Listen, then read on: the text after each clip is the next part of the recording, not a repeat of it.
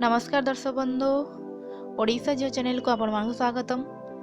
सामुद्रिक शास्त्र अनुसार शरीर रे विभिन्न चिन्ह एवं गठन जड़े महिला स्वभाव चरित्र भाग्य एवं भविष्य आकलन करी हुए। सामुद्रिक शास्त्र एक प्राचीन शास्त्र अटे।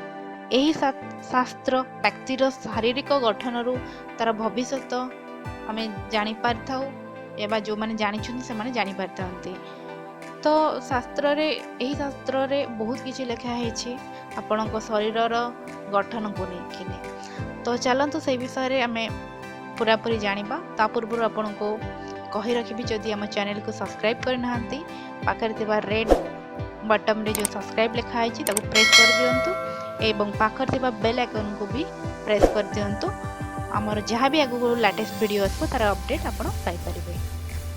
चलतु जानिबा प्रथम रे सामुद्रिक शास्त्र रे सीधा और उन्नत नासा नाक को शुभंकर बोली कहा जायछि। एति सहित लाल रंगर ओठ होइथिले मध्य अधिक शुभ बोली विवेचना करा जायछि। एई दुईटी संयोग थिबा कन्या भाग्यशाली हेबा सह निज स्वामी को भाग्यशाली करिथाय। द्वितीय रहला जेउ कन्यार बेक छोट होइथाय एवं जीभ अपेक्षाकृत लंबा होइथाय से मध्य अत्यंत भाग्यशाली होइथान्ते। एभली शारीरिक गठन संपन्न कन्या निज स्वामींकर अधिक जत्न नहीं थाए। एतिसह अजाणतारे धन वृद्धि घटी थाए।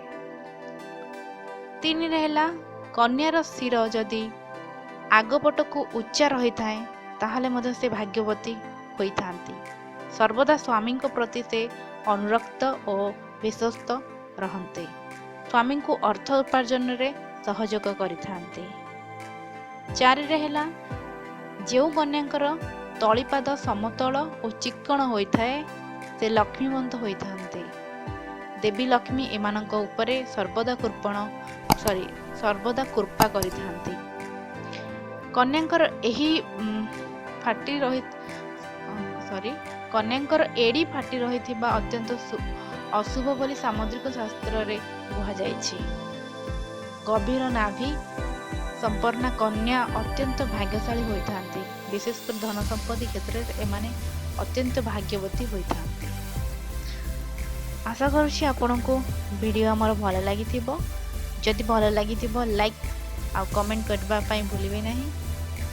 आगो को एमती वीडियो देखिया पई जदि मो वीडियो भल लागिछि ताले निश्चित भाव में शेयर करेंगे। Thank you so much.